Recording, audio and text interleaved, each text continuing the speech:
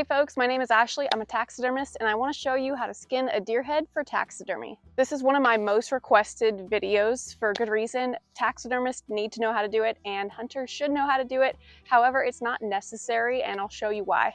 So when I say skin out a deer head, I literally just mean the head. So when a customer brings me a deer to get mounted, this is how I prefer the customer bring me the animal. I prefer to do this step as the taxidermist. But situations happen. Maybe you can't bring the deer to the taxidermist in time. And so it's good for everybody who hunts deer or wants to get deer mounted to know how to do this, just to know how to do it. But like I said, as a taxidermist, this is how I prefer to receive deer. So I don't encourage just everybody to do this part of the process. You know, maybe only do it if you have a reason to. Skinning out the head is a precise process. If you mess up on this part, it could potentially make the skin unusable for taxidermy. So it is really important to get the details right. So if you're gonna try this process, I recommend trying it on maybe a deer that you don't intend to mount, or have somebody there to help you and guide you through the process, somebody that knows what they're doing. Before I jump totally into it, I'm gonna show you some of the tools I'm gonna be using to skin this deer head. So number one, gloves, they're optional. There's nothing on this head that is like harmful that you just can't wash your hands off afterwards, but it is cleaner. So gloves are nice to have. The type of knife I'm gonna be using is a scalpel. It's a number 3 scalpel handle with number 11 scalpel blades.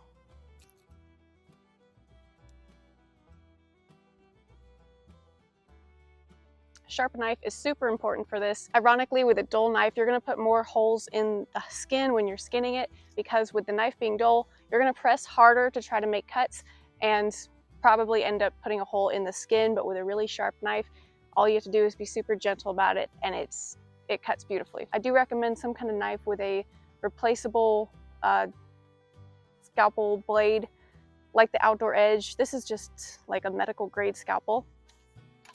Reciprocating saw or sawzall, flathead screwdriver, and a hammer.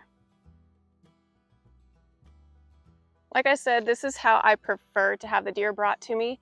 The head is not skinned off, but the body is. And the customer did a beautiful job skinning this deer. The whole brisket, armpits are intact, and the legs are even tubed, so they did a great job there. If you need to make cuts on the arms, the place to cut them is right down the back leg where the tan and the white hair meet, and then back towards that gutting cut there. But tube legs are really nice, so great job to the customer there. And they did leave the complete hide, which is totally fine. I'd rather have too much cape than not enough, and so this is great. When I get finished skinning out the head though, I will just cut off the excess hide that I don't need in order to make the shoulder mount. All right, now to the fun part. We're actually gonna start skinning here. So when I skin out any kind of deer heads, any kind of heads actually, I like starting at the mouth and the nose and doing this part first. I'm gonna start by pulling the lips open, taking my scalpel, and you can actually feel the lower jawbone right here. And the goal is to cut along that bone. Make a slice right here. And now, as you can see, this is where the hairline stops and the lips begin. But taxidermists use all this inner lip skin on the mount. So it's important to keep a lot of that still attached to the skin side here.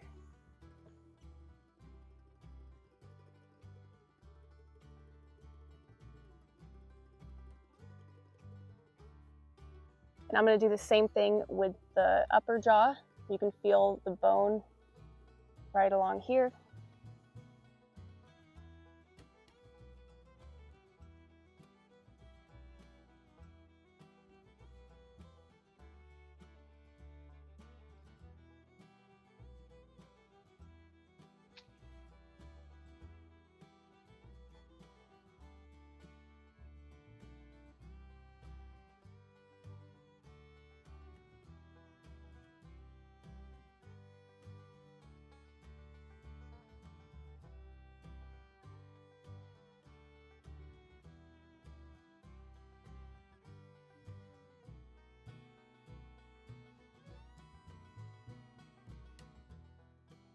The spot under the chin right here is a really thin spot. As you can see, there's not really any meat right at the middle part here. That's a really easy spot to put a hole in, so just be really careful. That's one of the reasons why I like doing the mouth first, because I like skinning the mouth from this top side versus the back side here.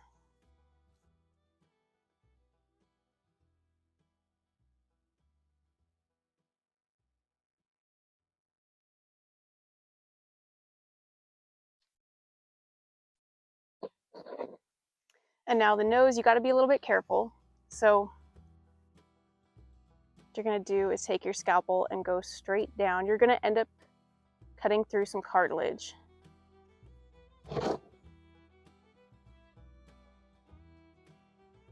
And that's the inner nose there. So it might look like you're putting a hole in the skin, but you're not.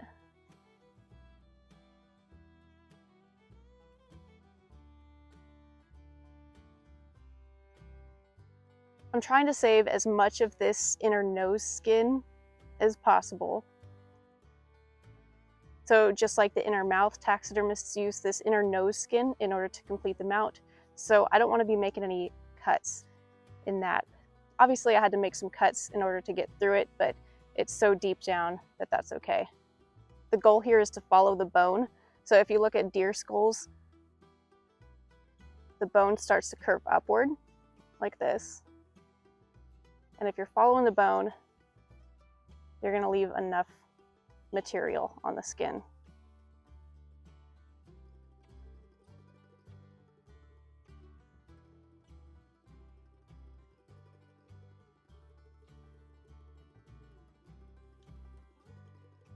So with that curve in mind, eventually you're going to have to cut through the septum and its piece of cartilage here. And this part is a place where you want to be really careful. It's another spot that is really easy to put a hole in the skin.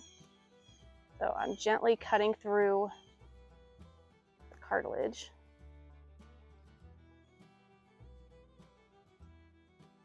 And then the skin is right here, the hide. So that's just another thin spot. If you're not careful, you'll put a hole there.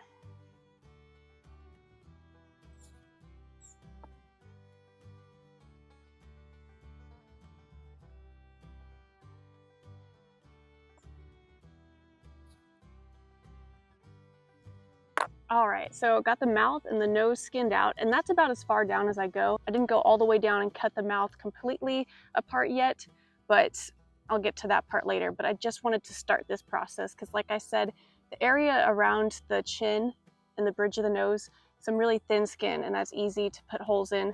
So I like doing those from the front. Now we're gonna move on to the back of the head. This deer here has some really thin hair. So I'm not going to do a huge incision. I'm going to do what's called a T-incision, where I'm going to make an incision from burr to burr and then straight down the back here. There's different types of incisions you can do on the back of deer heads. Some people like doing a Y cut. Sometimes I'll do a 7 cut. You could just do a burr to burr cut where the only incision is from burr to burr. I have a video on that too if you want to see how that's done. It's pretty much the same process, but a little bit different getting these antlers off. But like I said, I'm just going to do a T cut for this one. The way I'm going to do this is I'm going to try to avoid this little kicker here. And I'm going to take my scalpel and I'm going to turn it so that the blade is facing up. Poke a hole right where that skin meets the burr.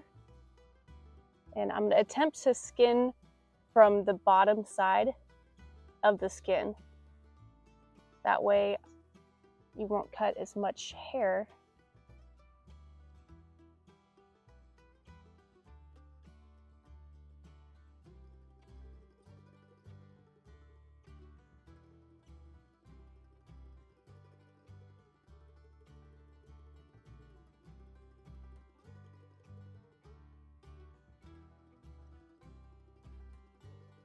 All right, so As you can see, I just have an incision that goes from burr to burr. You can kind of see this hair on the top of the forehead's pretty long. So now I'm going to go in the middle of the head here. My blade is facing up. And I'm going to cut from the underside of the skin and make an incision down the back of the head.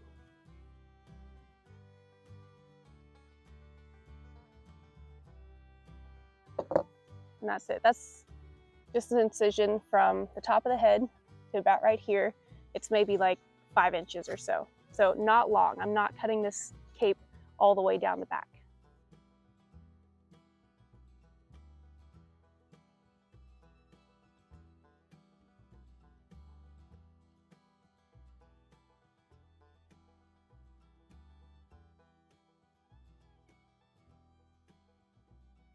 So now I'm just going to go through and skin this head like normal and release some of this skin from the head.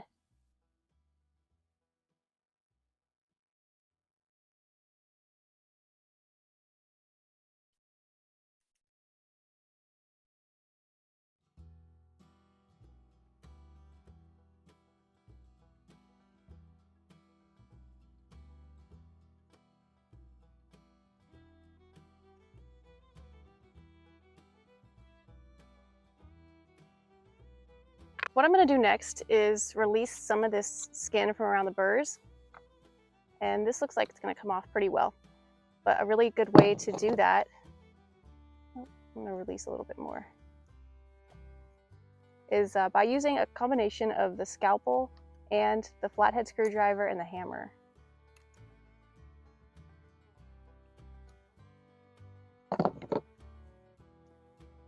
So I'm going to just take the flathead side and kind of wedge it underneath the skin, right under the antler burr. I'm going to give the end of the screwdriver a little tap.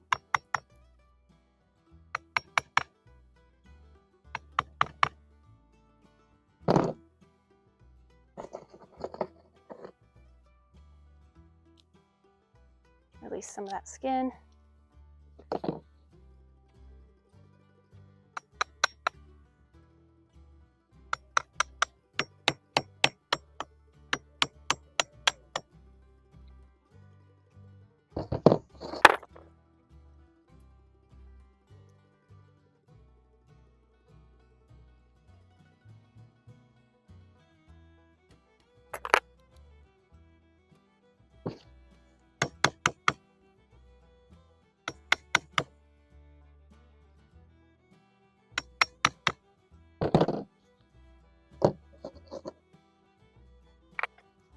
And I'm just going to go ahead and do that on each side.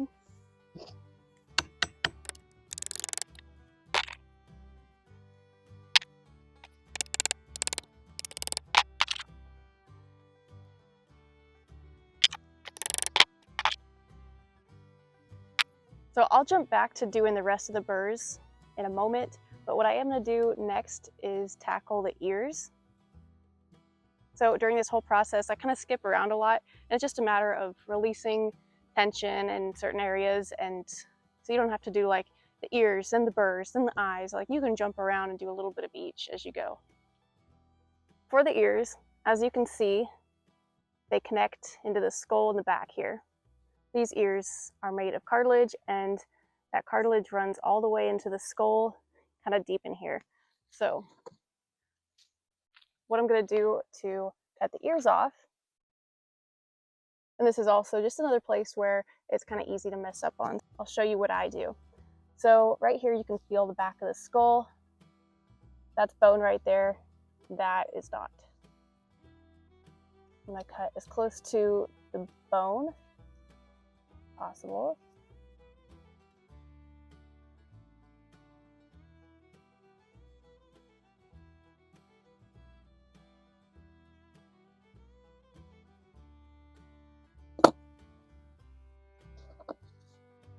And then eventually you're going to run into a little thing of cartilage, and oh, I just cut through it right here. So right here, this little hole is the ear butthole, and I cut it really deep, so it's like the size of like a pinky nail. It's really tiny, and that's what you want to do. You don't want to cut it, you want to cut it pretty deep, and that saves this ear cartilage so that you or your taxidermist can use the ear cartilage if they decide to use it or take it out, whatever they got to do, but at least they have enough of it.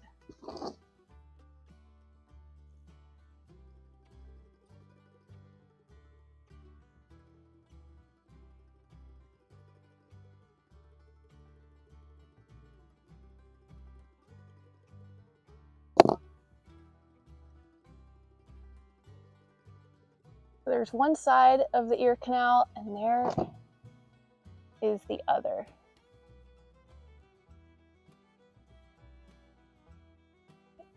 Now I'm going to just do the other ear.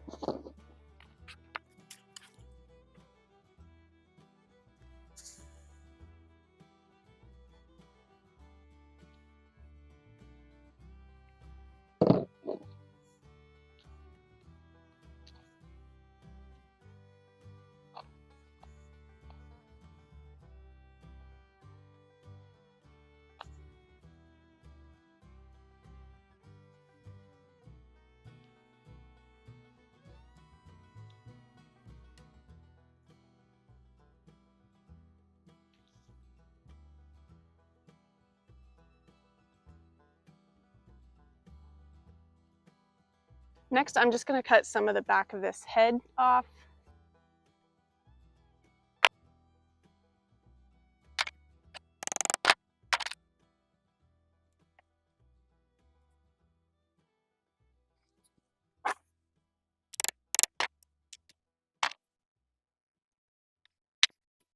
So now where we're at, the skin is totally released from around the antler burrs. And that's how it looks. And the next part we gotta do is the eyes. Now the eyes are arguably one of the most crucial parts of the whole head to get correct. If you mess up on the eyes, that can really affect the whole mount. And it can also make the difference between like a competition quality cape and a regular cape. And this is also where a lot of people mess up if they don't know what they're doing. A lot of the times you see cuts behind the eyes or in the front of the eyes.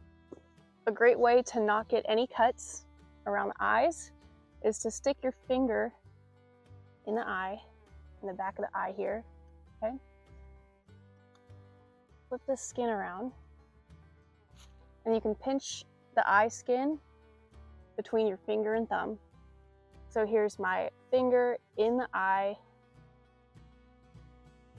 thumb is touching my finger in the back here, and you can probably actually kind of see the bone right here, the orbital bone or whatever kind of bone it's called. And if you keep your knife right along that bone, you know you're cutting in the right spot.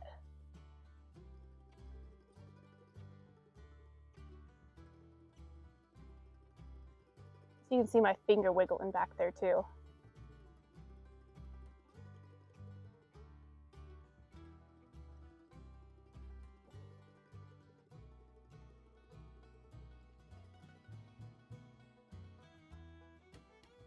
And then gently cutting through this eye membrane here.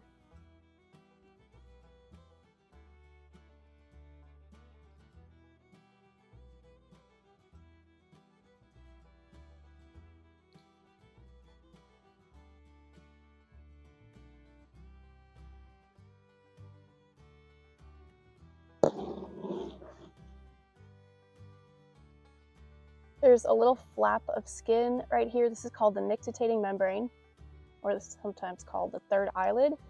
Some taxidermists like using that for the mounts, so they'll leave it attached to the skin. I do not, but I'll leave it on here just to kind of show how that's done. But again, I'm still following the eye bone here.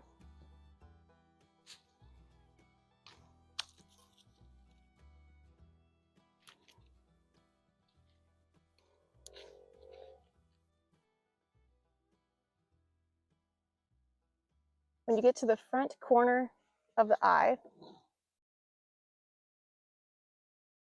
you're gonna have to be really careful. This is a really easy spot to cut.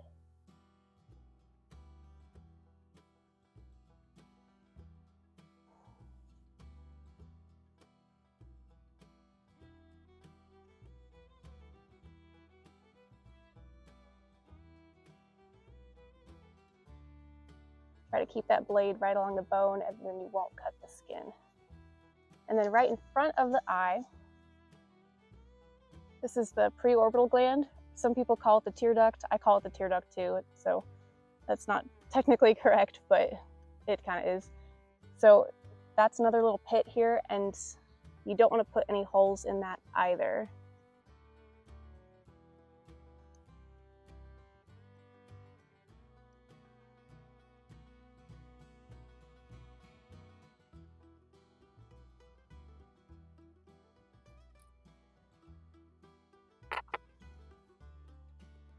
And just like the nose and the mouth, a lot of this inner eye skin needs to stay on the cape. So leaving as much membrane attached to the eyelids will make for a good mount.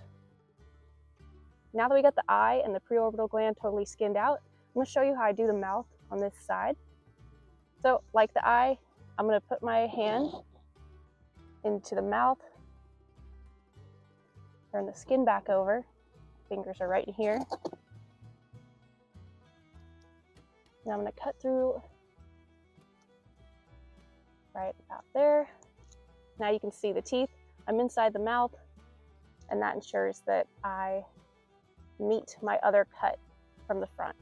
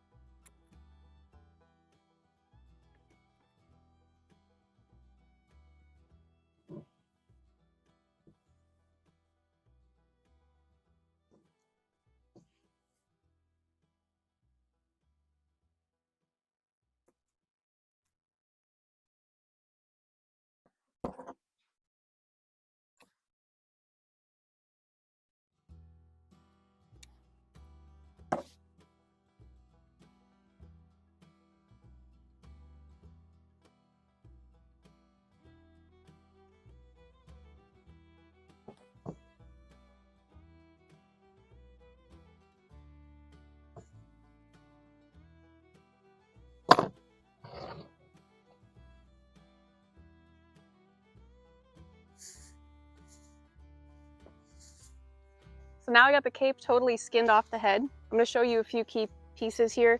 So the nose, left a bunch of nose cartilage attached, inner nose skin. The mouth, I left plenty of papillae in the mouth.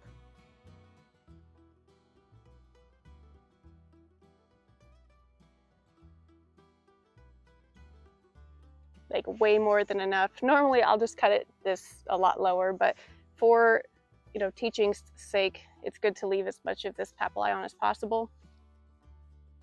Ears, little tiny ear canal.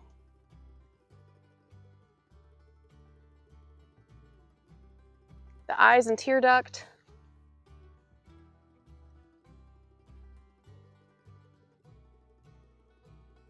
No holes in the tear duct, and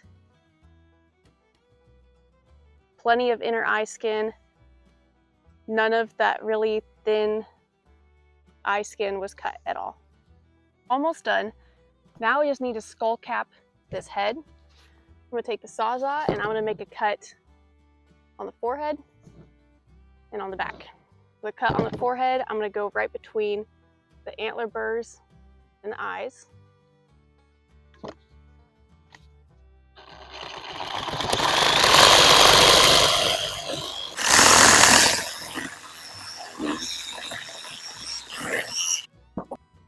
On the cut on the back, I'm going to come in at kind of an angle and meet my cut in the front. So be careful not to cut the antler burrs at this step.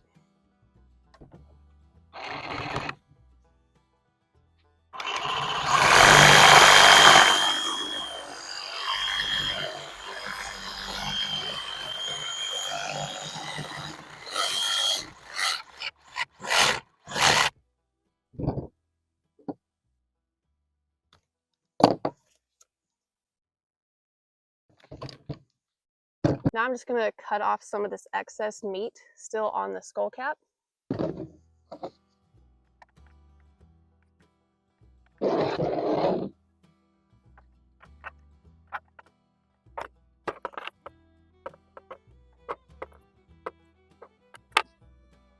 the skull cap, I'm just gonna rub some borax all over the skull cap. This borax dries out all the meat and membrane on here so that it's really easy to clean up later. And then for now, it doesn't smell, doesn't rot, that kind of thing. Whoa. That was a lot. I use totally liberal amount. Just coat it in borax.